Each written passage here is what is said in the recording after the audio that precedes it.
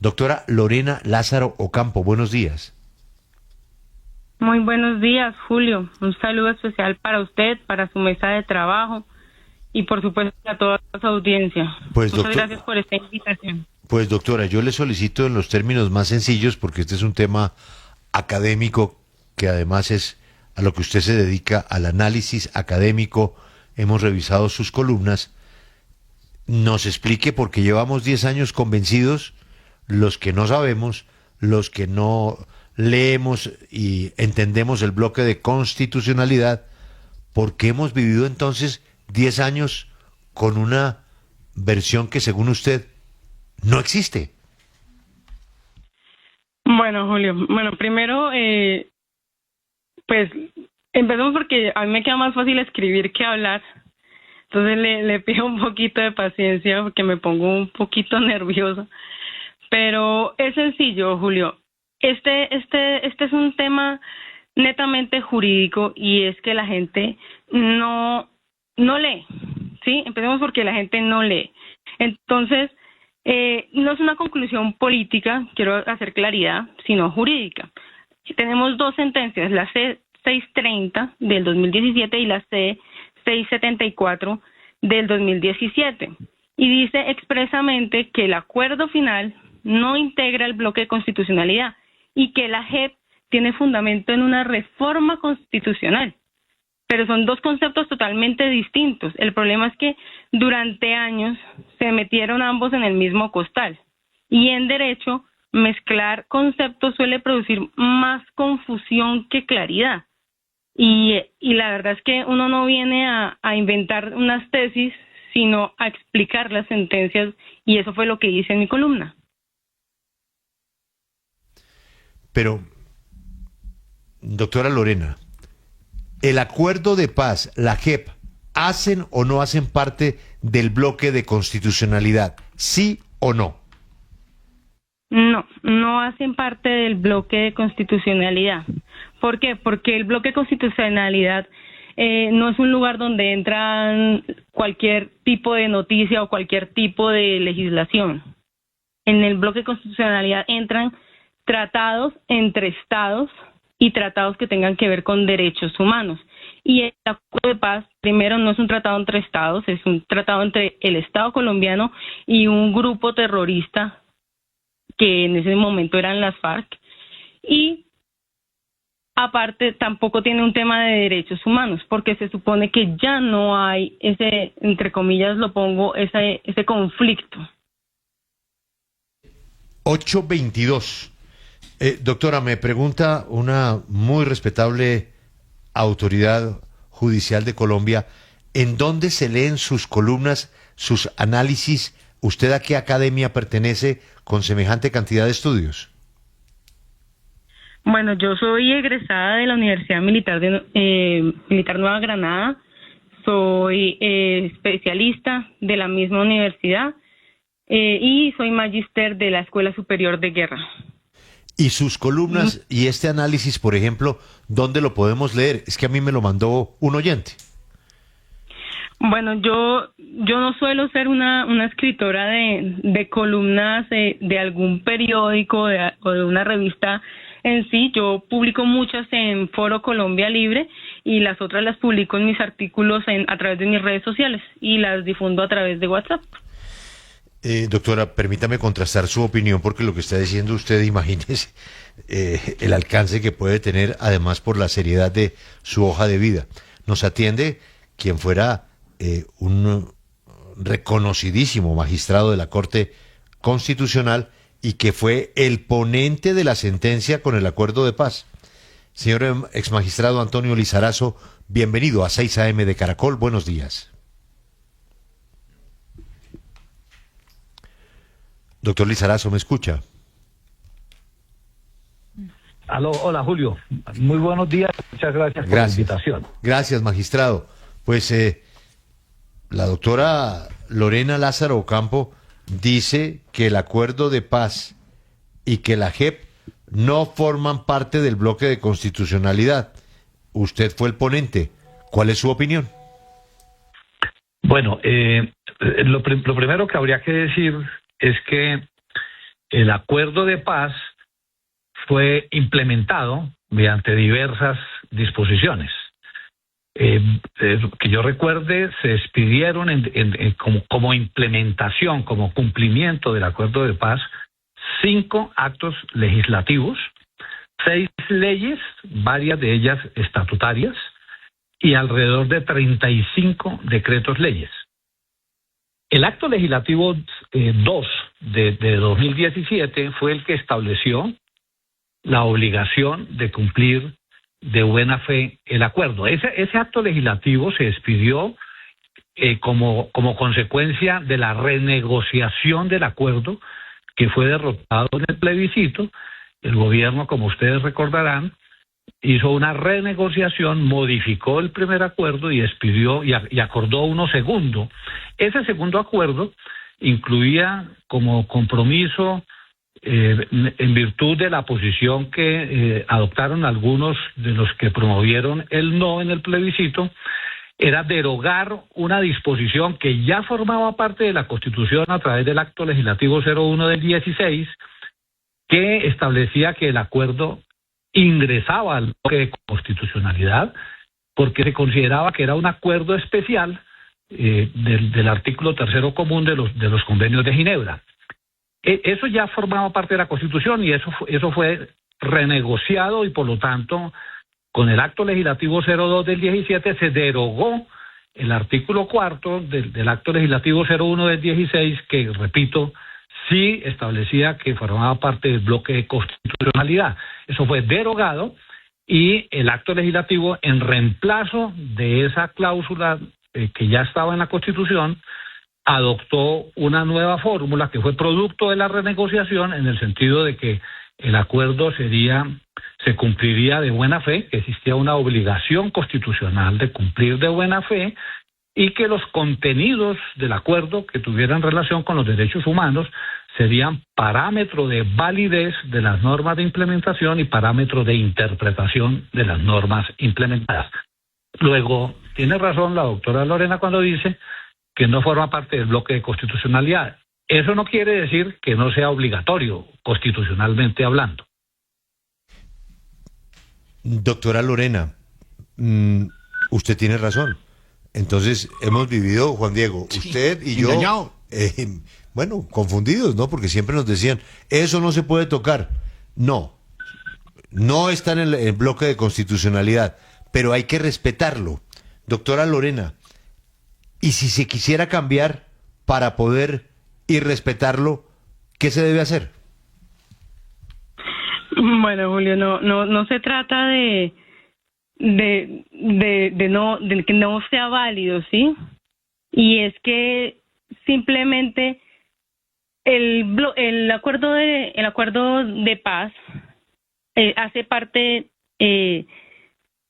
digamos que está dentro de nuestra Constitución, porque por medio de una reforma constitucional se incluyó y aparte se creó la JEP dentro de esto, ¿sí?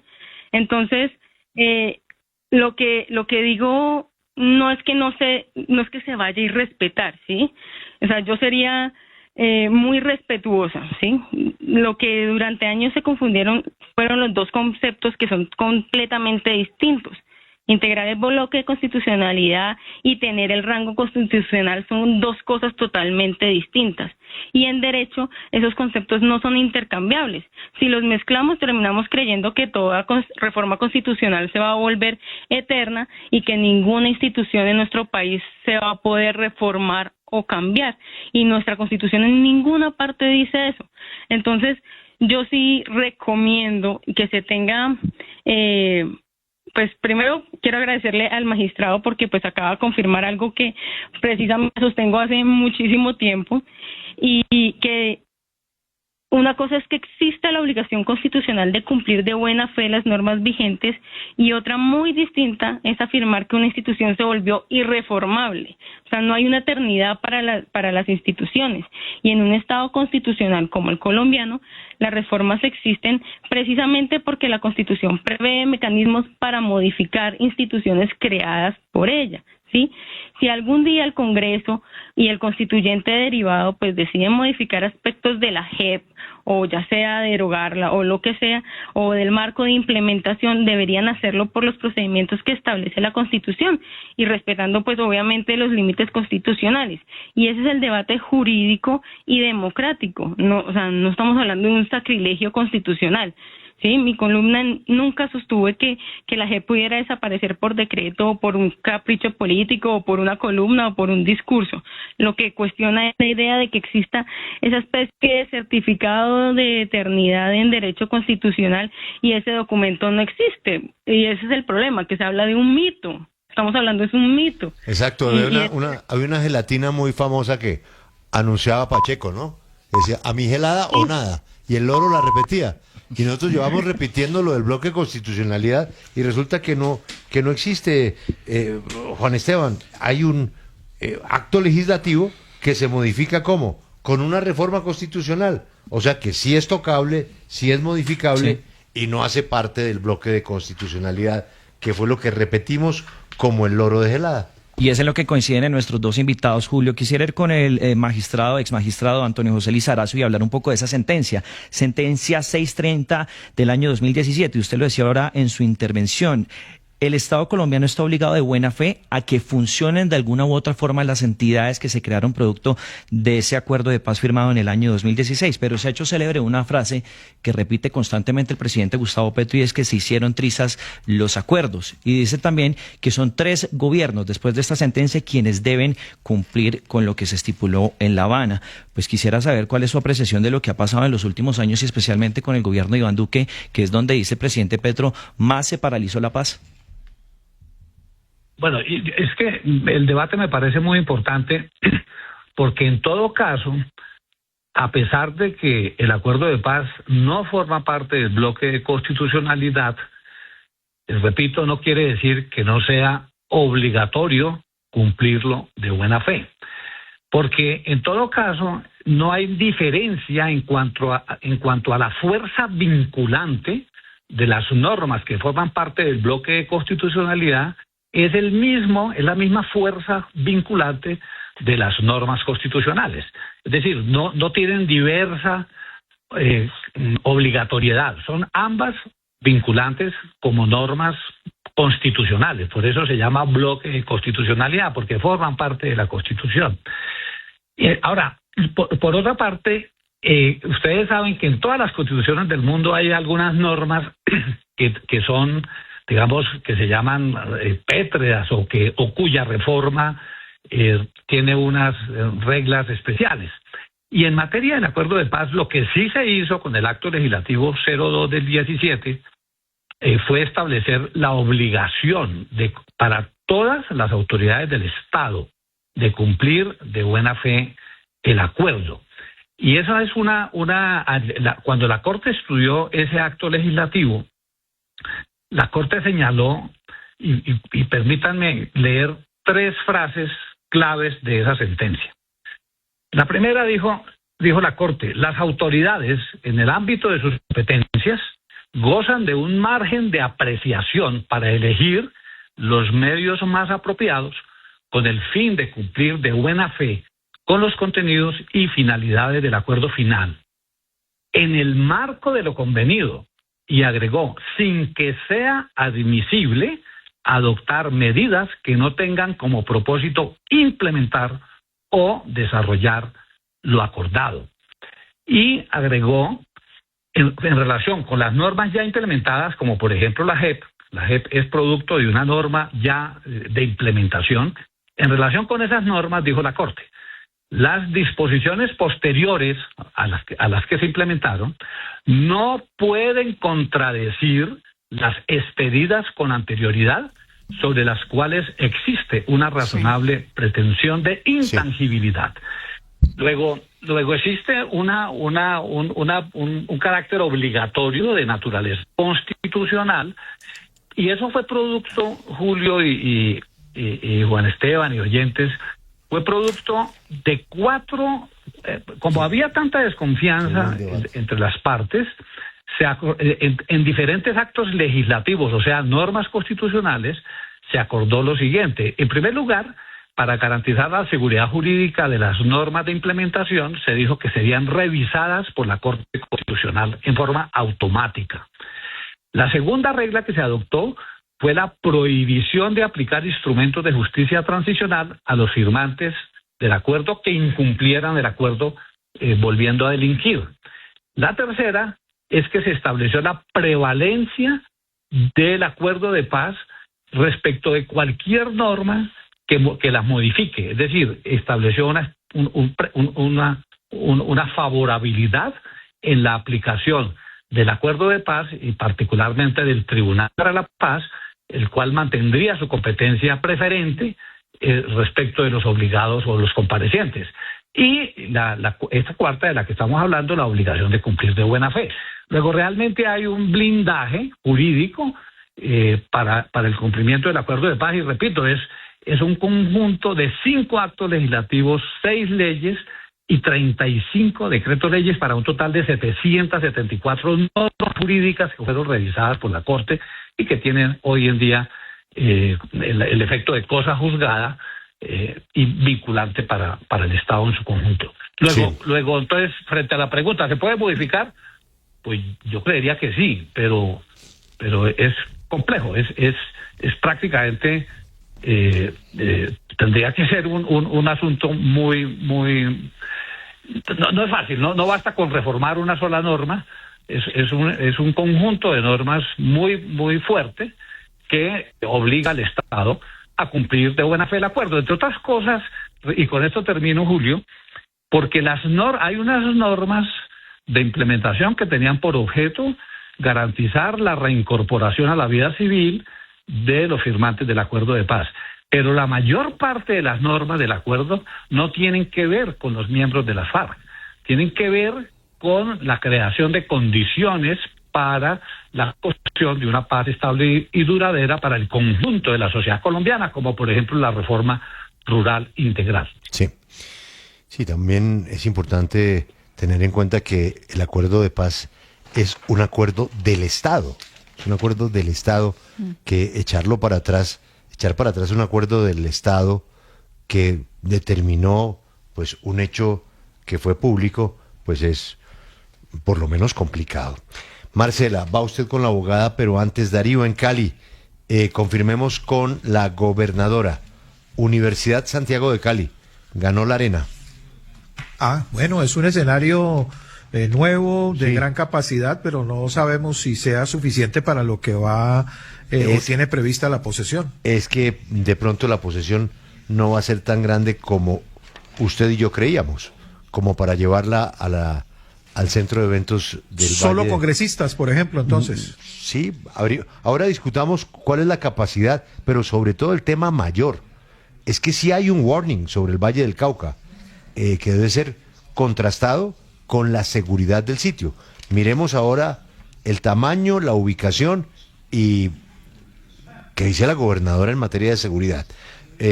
Marcela, la escucha la doctora Lorena. Sí, abogada, ha dicho recientemente la defensora del pueblo, y esta misma interpretación la tienen también otras voces, que el acuerdo de paz en todo caso tiene un blindaje por 3 gobiernos para evitar justamente que se incumpla este acuerdo que es de Estado, como recuerda Julio. Y por eso quiero preguntarle qué implica ese blindaje, qué se puede y qué no se puede hacer frente a lo que está firmado, qué modificaciones podrían realizarse. Bueno, Marcela, yo creo que nadie desconoce que existe el conjunto de actos legislativos, leyes y decretos que implementaron el acuerdo y que la Corte revisó, como dice el magistrado. Eso es indiscutible. Pero justamente esa es la diferencia que se plantea, ¿no? Una cosa es el blindaje jurídico para garantizar la implementación y otra muy distinta es afirmar que esas instituciones quedan por fuera de toda posibilidad de reforma constitucional. Y son 2 categorías equivalentes pero no iguales. Entonces, ¿hay blindaje? Sí. Existe un blindaje jurídico en los términos que definió la Corte para garantizar la implementación. Lo que yo cuestiono mucho es la palabra blindaje usada como un sinónimo de intocable o de eterno, y ahí es donde creo que durante años se confundieron esos procesos.